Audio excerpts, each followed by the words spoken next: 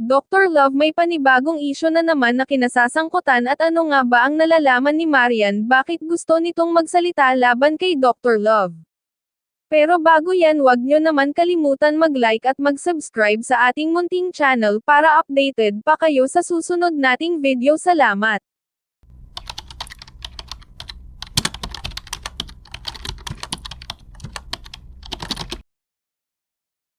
Samantala, hindi pa rin natatapos ang mainit na usapin na kinasasangkutan ni Dr. Love, lalo na ang naunang kontrobersya na umikot sa pangalan ni VNC.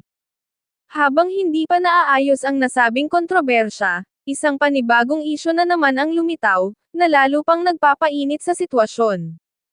Ayon sa mga kumakalat na impormasyon sa social media, isa na namang indibidwal na umano'y na scout at naging beneficiary ni Dr. Love ang posibleng magsalita laban sa kanya.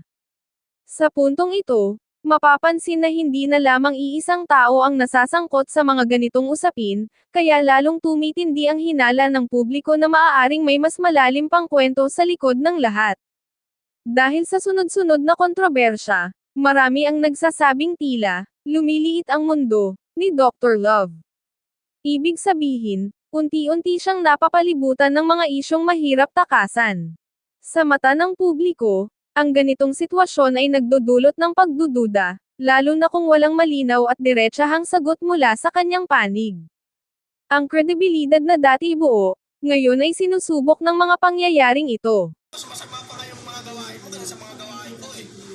Sa totoo lang, wala lang ibang nakakakita niyan kasi ginagawa mo yan patago. Pero alam mo sa sarili mo yan, mas hangal kang animal ka.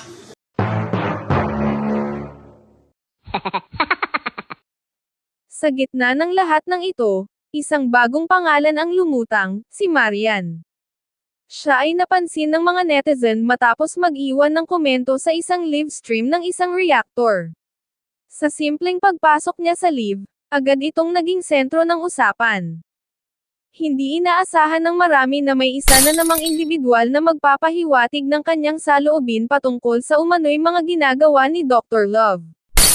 Sa kanyang mga komento, makikita ang tila pagnanais ni Marian na magsalita at ailahad ang kanyang nalalaman.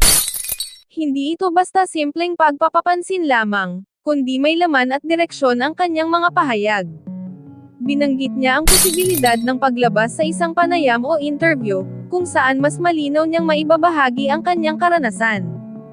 Dahil dito, lalong naging interesado ang mga manunood at netizen, na naghihintay kung ano ang kanyang ibubunyag. Ang ganitong pangyayari ay nagdulot ng panibagong pananaw sa mga nanonood. Unti-unti, nabubuo ang ideya na maaaring hindi lamang si VNC ang naapektuhan sa mga sinasabing gawain ni Dr. Love. Kung may isa pang taong handang magsalita, nagiging mas seryoso ang kabuuang isyu.